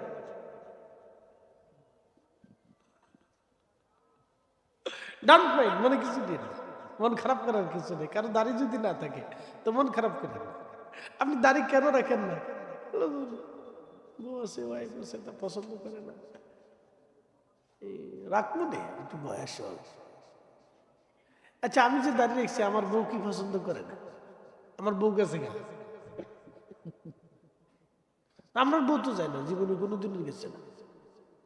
কোনো সময় দেখছেন কোন হুজুরের বউ হুজুরের সাইডে দিয়ে চলে গেছে?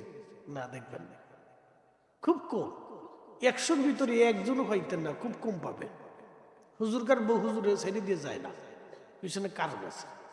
এটা একদিন বসে ক্লাস করাই দেওয়া, এটা রুমের ভিতরে বসে ক্লাস করা হবে, এটা ওয়াজের ক্লাস না। তো খুব মনোযোগ দিবেন।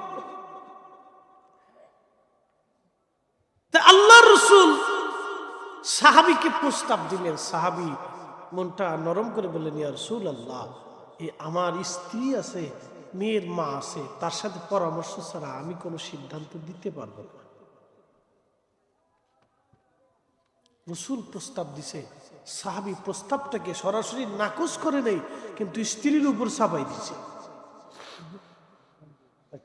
আল্লাহর নবীর মন বেজার হয়ে গেল। প্রিয় নবীজি মন বেজার হয়ে গেছে। সাহাবী আনসারী বাড়ি চলে গেলেন, স্ত্রীকে বললেন, বিবিরে শুনছো, তোমার মেয়ের ব্যাপারে রসুলের পক্ষ থেকে পয়গাম আসছে বিবাহের। মহিলা সাহাবী বলেন, আলহামদুলিল্লাহ, এর চাইতে পরম সৌভাগ্য আর কি হতে পারে গো স্বামী? নবী আমার মেয়ে বিয়ে করবে, আমার এর চাইতে পরম সৌভাগ্য আমার জীবনে আর কিচ্ছু নাই। স্বামীরে, রসুলের সাথে আমাদের আত্মীয়তা হবে, নবীর সাথে আত্মীয়তা হবে, এর চাইতে সৌভাগ্য জীবনে আর কি হতে পারে গো? তখন এই আনসারী সাহাবী বলেন, বিবি, নবী বিয়ে করবে না, কিন্তু একজন সাহাবীর ব্যাপারে নবী প্রস্তাব দিয়েছেন তোমার মেয়ের ব্যাপারে। বলে, স্বামী, সেই সাহাবীর নাম কি? বলে, সেই সাহাবীর নাম জুলাইবিব। মহিলা চিৎকার মেরে বলে উঠল, আল্লাহর কসম, একজন বেটে বামন, গরিব, দরিদ্র, কালো, নিগ্র, সহায় সম্বলহীন, পরিচয়হীন, বংশহীন একটা ছেলের সাথে আমি আমার এই রূপসী সুন্দরী মেয়ের বিয়ে দেব না। এটা হতেই পারে না। আমি কখনোই আমার মেয়েকে জুলাইবিবের সাথে বিয়ে দেব না। সাহাবী তো বলে ফেলছে, মহিলা ওই কথা বলে ফেলছে। মহিলা এই কথা বলার পরে ঘরের ভিতর থেকে ওই পুরুষ এবং নারী দুইজনে গল্প করতেছিল, কথোপকথন করতেছিল। মেয়েটা পাশের রুম থেকে মেয়েটা শুনে তার মা এবং বাবার ঘরের মধ্যে যায় বলেন, ও মা, ও বাবা, কি নিয়ে কথা বলছিলেন? বলে, মেয়েরে, রসুলের পক্ষ থেকে তোমার বিবাহের একটা পয়গাম আসছে। রসুল তোমার বিবাহের জন্য জুলাইবিব নামক একটা ছেলেকে পছন্দ করে তোমার বিয়ের প্রস্তাব দিয়েছেন। মারে, তুমি তো জানো জুলাইবিব একটা বামন বেটে সাহাবী, 2 নম্বর গরিব, দরিদ্র এবং বংশ পরিচয়হীন, তার বাড়ি ঠিকানা কেউ জানে না। মেয়েরে, এমন ছেলের সাথে তোমার বিবাহ কেমনে দেই বলো? ভালো করে বুঝে। তখন এই মেয়েটা ডাক দেখে, বাবা, মা, আপনাদের কলিজার ভিতরে সাহস কি করে হয়? রসুলের পয়গাম আপনারা ফেরত দিয়ে দিচ্ছেন। রসুল আমার ব্যাপারে স্বামী পছন্দ করেছে, এর থেকে পরম সৌভাগ্য আমার জীবনে আর কিছুই হতে পারে না। মা, আপনি তাড়াতাড়ি পয়গাম পাঠান, আমি আমার রসুলের প্রস্তাবে আমি নিজে রাজি হয়ে গেলাম। একবার জোরে বলা যাবে কি আল্লাহু আকবার? এবার এই মেয়েটা যখন বাবাকে বলেন তাড়াতাড়ি যান, রসুলের পয়গামে আমি রাজি, আপনি তাড়াতাড়ি যান। মেয়েটার কথা শুনে সাহাবী দৌড়াই গেলেন, ইয়া রাসূলুল্লাহ, আমার মেয়ে যেখানে রাজি হয়ে গেছে, হুজুর আমার ভুল হয়ে গেছে, আমার মাফ করে দেন। আপনার প্রস্তাবে আবার কন্যা সন্তানটা রাজি, বিবাহের দিন তারিখ আপনি নির্দিষ্ট করে দেন হুজুর, আপনার প্রস্তাবই আমাদের জন্য শিরোধার্য। আল্লাহর নবী জুলাইবিবকে ডাক দিয়ে বলেন, জুলাইবিব তোমার জন্য পাত্রী রেডি, জুলাইবিব তোমার জন্য পাত্রী রেডি, মেয়েও তোমাকে পছন্দ করেছে। জুলাইবিব বিবাহের জন্য প্রস্তুতি গ্রহণ করো। জুলাইবিব তো গরিব মানুষ, কিছুই তার নাই। ধনী ধনী সাহাবীরা তারা কিছু কিছু দিয়ে বিবাহের একটা ব্যবস্থা করে ফেললেন। দিন তারিখ নির্দিষ্ট হয়ে গেল। সাহাবী জুলাইবিব রাদিয়াল্লাহু আনহু বিয়ে শাদী হয়ে গেল, হিজাব কবুল হয়ে গেল। মসজিদে নবীজি খেজুর দিয়ে দিলেন, সবাইকে খাওয়াইলেন, তোমরা সবাই মিষ্টান্ন খাওয়াও, খেজুর খাওয়াও। তখন তো খেজুর ছাড়া এই জাতীয় আর কোনো মিষ্টি ছিল না, তো খেজুর খাওয়াই দাও। বিবাহের জানাজানি দিয়ে দিলেন যে জুলাইবিবের সাথে অমুক মেয়ের বিবাহ হয়ে গেছে। ওই মজলিসেই নবীজি ঘোষণা দিলেন, সাহাবীরা যুদ্ধের দামামা বাজছে, যুদ্ধ করতে যেতে হবে, আমার সাথে যারা যুদ্ধে যাবা তারা রওনা দাও। শোনেন, তখন মদিনাতে নিয়মিত সৈন্য ছিল না, এখন তো বাংলাদেশে আমাদের নিয়মিত সেনা ফৌজ আছে, সেনাবাহিনী আছে, বিজিবি আছে, পুলিশ আছে, র্যাব আছে, আনসার আছে, এটা নিয়মিত বাহিনী। আর অনিয়মিত বাহিনী হচ্ছে এটা রিজার্ভ ফোর্স। যেমন আমরা যারা বিএনসিসি করছি, আমরা হলাম রিজার্ভ ফোর্স। যুদ্ধ যদি লাগে তাহলে আমাদের ডাক আসবে, যুদ্ধে যেতে হবে, বুঝতে পারছেন? যারা এই আমাদের দেশে ক্যাডেট বিএনসিসি করে, ওরা হচ্ছে রিজার্ভ ফোর্সের সদস্য। যেমন আমরা রিজার্ভ ফোর্সের সদস্য, আমরা যে কোনো সময় যদি বাংলাদেশে যুদ্ধ লাগে তাহলে প্রথম কাতারে বিএনসিসির রিজার্ভ ফোর্স যারা, এরা যুদ্ধে তাদেরকে যেতে হবে, এটা হলো রিজার্ভ ফোর্স আর কি। যুদ্ধ করার কলা কৌশল সিস্টেম আছে, আমাদেরকে মোটামুটি একটা ধারণা দেওয়া হয়েছে যে এইভাবে যুদ্ধ করতে হয়, এইভাবে অস্ত্র চালাইতে হয়। তা আমরা হলাম এক ধরনের বিএনসিসি ক্যাডেট করে যারা সদস্য থাকে, তারা হচ্ছে রিজার্ভ ফোর্স। এরকম বাংলাদেশে 2, 4, 10, 20, 15, 10 লক্ষর মতো 5-7 লক্ষ রিজার্ভ ফোর্স আছে। যুদ্ধ যদি লেগে বসে তো আমরা ডাক দেবো, তোমরা চলে আসো, তাহলে আমরা যুদ্ধে যাইতে হবে। তো খুব মনোযোগ দেন, সারা পৃথিবীতে এরকম রিজার্ভ ফোর্স আছে, সারা দুনিয়াতে এরকম থাকে। তো মদিনাতে তখন নিয়মিত কোনো সৈন্য নাই। আল্লাহ রাসূল ঘোষণা দিতেন, তোমরা কারা যুদ্ধে যাবা তারা আসো। তো ওই সময় যুদ্ধের জন্য সব সাহাবীরা রেডি থাকতেন। একসাথে বলবেন আল্লাহু আকবার। না হয় না, আর একটু জোরে বলেন। যুদ্ধের জন্য সব সাহাবীরা প্রস্তুতি। জিহাদের জন্য সাহাবীরা রওনা দিলেন। জুলাইবিবের বিয়ে হলো সবে মাত্র। সাহাবী জুলাইবিব চিন্তা করলেন, নবী যুদ্ধে চলে যাবে আর আমি শ্বশুর বাড়ি থাকবো, সেটা হতে পারে না। আমি আমার রসুলের সাথে যুদ্ধে রওনা দিলাম। বিয়ে শাদী স্ত্রী ওইভাবে রেখে দিয়ে জুলাইবিব যুদ্ধের ময়দানে রওনা দিয়ে চলে গেলেন। আল্লাহ নবী নিষেধ করলেন না, কারণ যুদ্ধ ফরজ, জিহাদ ফরজ। একজন ব্যক্তি যদি জিহাদে যেতে চায় ওই সময় নিষেধ করার কোনো সুযোগ নাই, সে সদিচ্ছায় আল্লাহর যুদ্ধের ময়দানে রওনা দিয়ে হযরত জুলাইবিব রাদিয়াল্লাহু আনহু যুদ্ধে চলে গেলেন। যুদ্ধে চলে যাওয়ার পরে সাহাবী জুলাইবিব রাদিয়াল্লাহু আনহু যুদ্ধে চলে গেলেন। প্রচন্ড যুদ্ধ হলো, প্রচন্ড যুদ্ধ হলো, যুদ্ধের ময়দানে প্রচন্ড যুদ্ধ হলো। এই যুদ্ধে বহু সাহাবী হতাহত হলেন, বহু সাহাবী শহীদ হয়ে গেলেন। যুদ্ধ তো ফুটবল খেলা না, এটা মারাত্মক জিনিস। বহু সাহাবী যখন যুদ্ধে হতাহত হলেন, প্রিয় নবীজি যুদ্ধ শেষ হয়ে যাওয়ার পরে সাহাবীদেরকে বললেন, সাহাবীরা আমার শহীদ যারা হয়ে গেছে তাদের জন্য তোমরা কবর খনন করো, আমরা একসাথে সবাইকে কবরস্থ করে আমরা এই মদিনার দিকে চলে যাব। তো সব সাহাবীর লাশগুলি নবীজির সামনে নিয়ে আসা হলো, কাতার করে শুয়ে রাখা হলো, কাপড় দিয়ে ঢেকে রাখা হলো। কত সাহাবী শহীদ হয়ে গেছে আল্লাহ নবী সবার কাপড় উঠায় উঠায় এক নজর করে দেখতে লাগলেন কারা কারা শহীদ হয়ে গেল। যারা যারা শহীদ হলেন নবীজি সবার বায়োডাটা নিলেন কে কে শহীদ হলো। কারণ তখন শহীদ হয়ে যাওয়ার পরে তার পরিবারের দায়িত্ব মুসলিম মিল্লাত গ্রহণ করত। মুসলিম মিল্লাত থেকে বাইতুল মাল থেকে শহীদ পরিবারের জন্য প্রতিনিয়ত ভাতা দেওয়া হতো। একসাথে বলবেন আল্লাহু আকবার, না আর একটু জোরে বলেন আল্লাহু আকবার। মুসলিম মিল্লাত থেকে বাইতুল মাল থেকে তখন শহীদ সাহাবীদের জন্য ভাতা প্রদান করা হতো শহীদ পরিবারের জন্য। শহীদ পরিবারের জন্য ভাতা সিলেটি মাত ফারি কিছু কিছু